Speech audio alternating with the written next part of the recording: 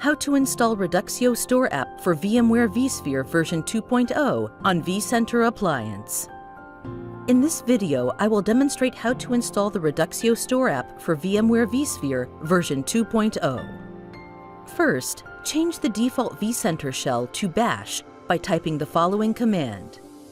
Upload the installation file to the vCenter appliance. Navigate to the upload path and start the installation. Accept the end-user license agreement. Press Y and Enter to restart the vCenter web client services.